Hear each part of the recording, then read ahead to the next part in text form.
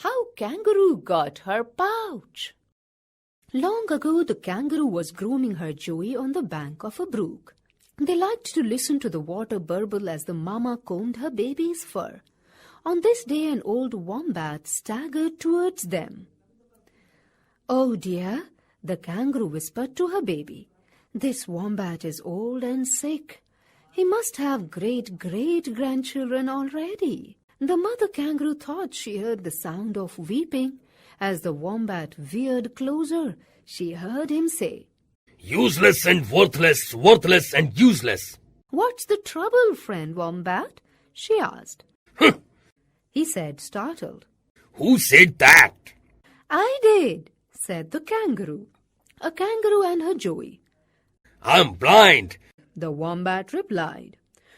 "Nobody wants me around. Nobody thinks about me. I'm no good anymore. They have abandoned me, all of them." The kangaroo, who had a tender heart, said, "It's not as bad as all that. I'll be your friend. My joey and I will show you where the tastiest grass grows." She let the wombat hold her tail. Then slowly she led him over to the juiciest grass and cleanest water. The old wombat sighed with pleasure. It made the kangaroo happy to see him feeling better. Suddenly she remembered her joey. She had told him to stay close, but he had wandered off again. She raced back to look for him. So many times this had happened. She'd look for food, and when she looked up, he had wandered off. It scared her terribly. She found her joey asleep under a gum tree. Not wanting to wake him from his nap, she decided to go back and check on the old wombat. Something was moving in the bush. An aboriginal hunter, silently stalking the wombat. Already his boomerang was raised above his head, its smooth edges ready to slice the air. The kangaroo froze. She couldn't even breathe. She wanted to run, but the wombat was like her joey. She had to protect him. The kangaroo began to stomp on the branches and twigs under her feet. Thump, thump, crack, crack, she pounded the earth. The hunter turned towards her.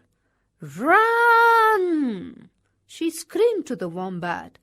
"Run! There's a hunter!" The wombat took off crazily, not knowing where he was going. The hunter didn't care. Now all he wanted was the kangaroo. She hopped as hard and fast as she could into the bush, away from where she had left her joey asleep. Her heart thumped wildly in her throat as she ran for her life. At last she came to a cave. She was too tired to go farther and collapsed on the dirt floor inside. At least he would have to kill her in the cool dark, not out in the open where other animals would be forced to watch. The hunter ran past the mouth of the cave. The kangaroo stayed inside, listening for his return. She was afraid to go out. Finally, she saw him walk past the mouth of the cave again, his boomerang hanging from his hand. She waited until it was safe, then ran as fast as she could back to the gum tree. There was her joey, awake and ready to play. Together they went to look out for the wombat, but he had gone. What the kangaroo mother didn't know was that the wombat wasn't a wombat. He was actually the great god Baimi, who had put on a disguise. Baimi had descended from the sky world to find out which of his creatures had the kindest heart. Now he had an answer that pleased him greatly. The kangaroo. Baimi wanted to give her the gift that would help her most of all. So he called the sky spirits together and said, "Go down below to where the eucalyptus grow tall. Peel the long strips of bark and make a jelly bag apron. Give it to the kangaroo mother and explain that she must tie it around her waist." And so they did. At the very moment the kangaroo mother tied the apron around her waist, Bimey transformed it into soft kangaroo fur.